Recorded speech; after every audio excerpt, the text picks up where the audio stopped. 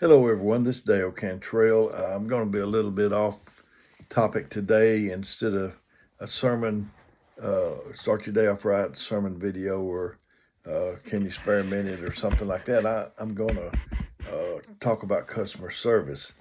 Uh, I've worked in customer service for on and off for like 51 years.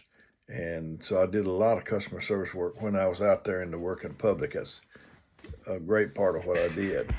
And it seems to me that customer service is kind of a lost art that people don't know how to do that in today's time, is my observation from when I go out to places. Uh, I started off at Sears Parts Department when I was 17 years old out of high school, and their motto was, uh, you know, service guaranteed or your money back, or the customer's always right. It don't seem like that's the way it is anymore, but then that's the way it was. And that's where I learned customer service. And I worked in there, and then the other places. I worked in pest control, which that's uh, getting, rid, getting rid of insects, but it's also customer service based, in my opinion. I was a manager of the bank, and I was a supervisor at pest control companies.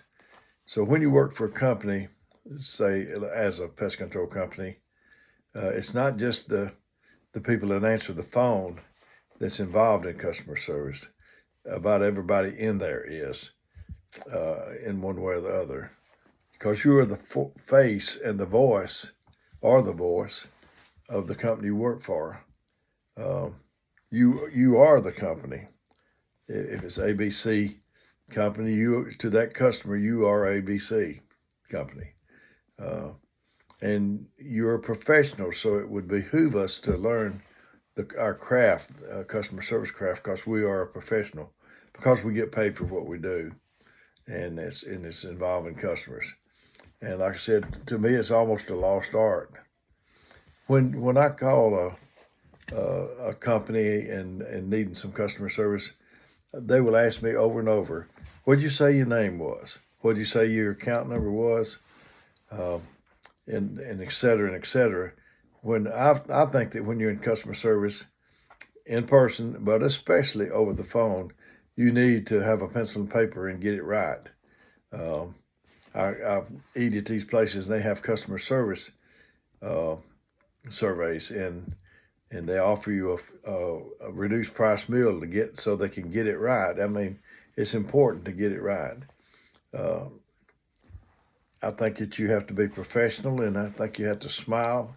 It takes the whole package.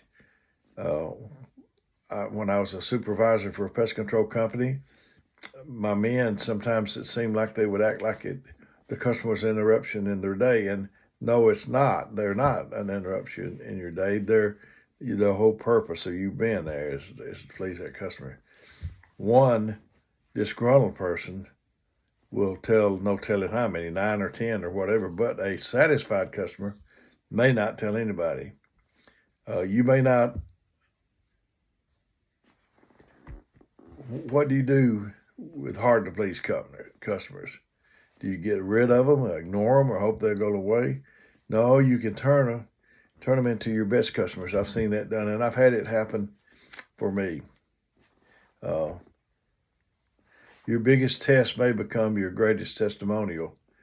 In church, and I am a pastor, we say before the testimonial comes the test, thus testimonial. I used to work for an insurance company, and I collected insurance, and I went to my boss and told him I had some hard customers to deal with, and he said, "Okay." He said, "How many of them you think's uh, hard?" "Maybe 10%." I said, "Yeah, I think that's about right. I had about 200 customers." He said, "Let's take that 20 away from you, okay?" I was ecstatic. I said, "That sounds great to me." And he says, uh, "Now what have you got?" And left. And I said, 180. He said, "Well, you still got 18 customers." And I said, "Huh?" And he said, "It's built in." Uh, Again, your best customer at the end may start out as your most challenging customer in the beginning. And if you win these people over, they will wind up being your biggest fans. a difficult customer, or even when we are on the road driving, uh, a problem driver may have a problem at home. Uh, and if it's face to face like a customer, you can at least help solve it or empathize with it. I started in customer service officially on June the 13th, 1966. I say officially because unofficially everyone is in the people pleasing, people serving business. In church, I want to be a servant. There is not a traffic jam on the road to being a servant. Who's involved in customer service in your pest control company? Everyone that answers the phone, to those that make a service call at the customer's home, all are involved with customer service. In short, anyone who interacts in any way with a customer, and that's just about everyone in every organization. All pest control companies have chemical, equipment, vehicles, technicians. So the deciding factor is the pest control company or bank or wherever you work is the customer service. All banks have deposits, withdrawals, CDs, IRAs, and all that thing. The deciding factor is the customer service. Customer service, you have to have a servant's heart.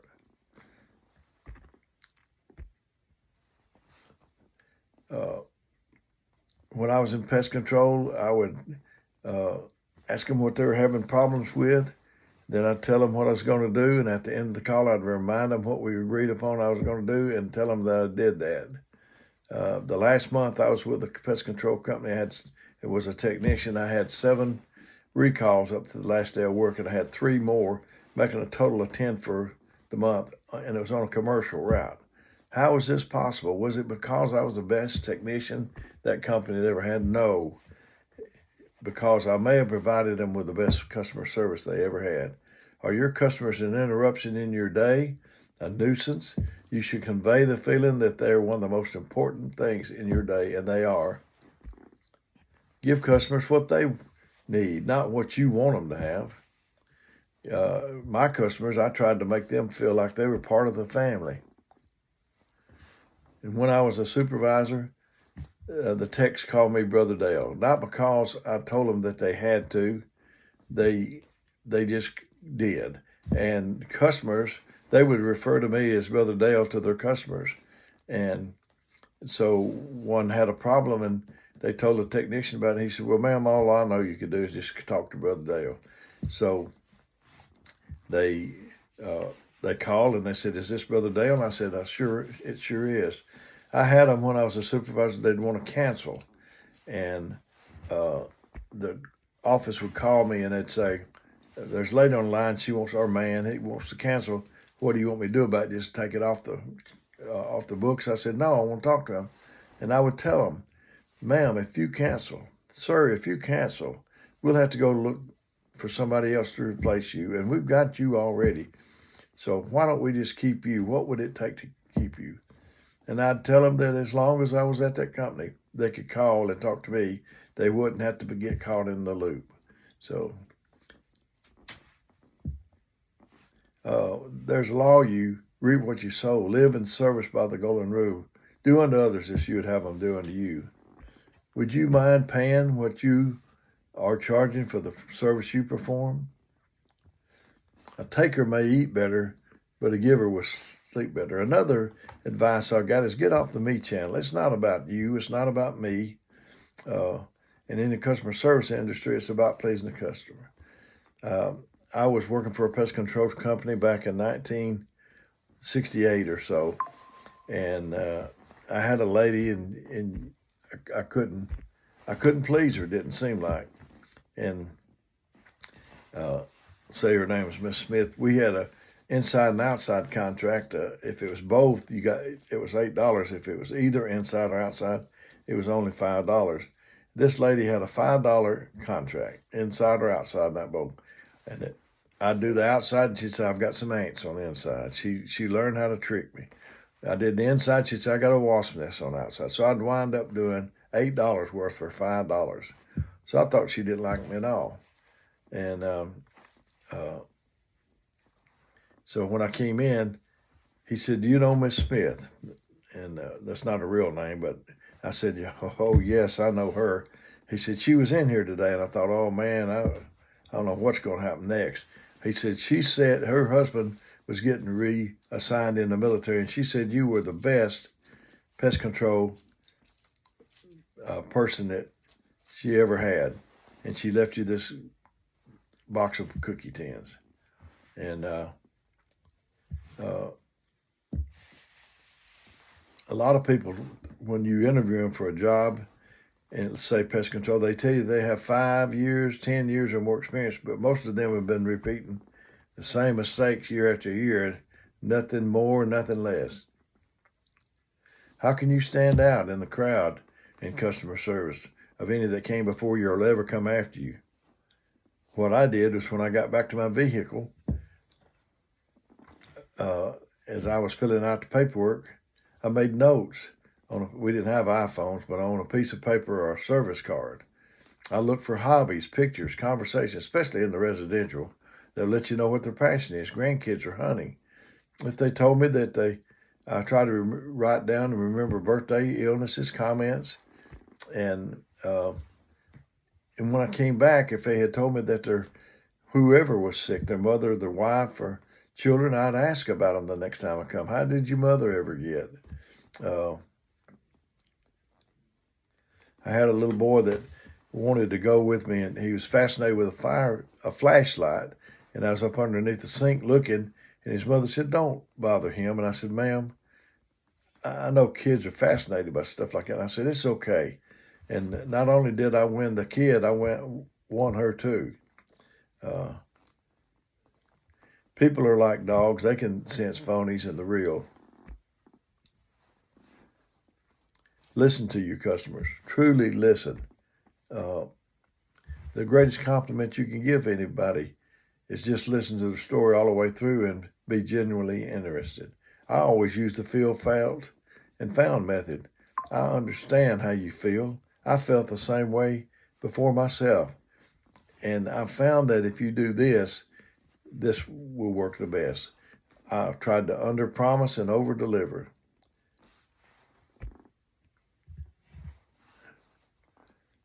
On time is 15 minutes before. Wait on the customer, but never have the customer wait on you. I was confident in my customer service. I know I used to play basketball, and sometimes I wanted the last shot, and sometimes I didn't feel confident about it. But I wanted the ball in customer service. I wanted to take it myself. Look for things to set you apart from the competition, from others in the ordinary. Everyone wants to feel like they are part of a few select people. Help the customer shine. Help them feel better and superior. Nobody can stay in business if they don't enrich people in some way. You have to add value. You can't just service their house, but you become their friend or a guest in their home that they look forward to coming. My wife used to, still does, clean a house, and we had a Lincoln Continental at that time that we got a good deal on, and there was a worker there at that house, and Melinda was in a Lincoln Continental, and the worker thought that Lincoln belonged to the people there, and asked if they could move it, and the lady said, "No, that's not ours. That's the cleaning lady's." And he said, "The cleaning lady," and he said, well, she didn't say the cleaning. She said, "Melinda," and he said, "The cleaning lady," and she said, "She's not just a cleaning lady. She's my friend." They used to have I worked for a bank, and they had what they call mystery shoppers, and they would come in and shop you, and you wouldn't know about it, and then they would inform you and write it up and grade you. And I don't know how many times I got shopped, but I believe every time I got 100. If I didn't, it was only like one time, because I love people, and that's what it takes to be a good customer service person or a servant of God. It's to love people, love His people. So it's nearly 15 minutes, and I'm going to try to cut it off, but I might make a few more of these. Let me know what you think about this customer service video, and how I can do it that would help you the best.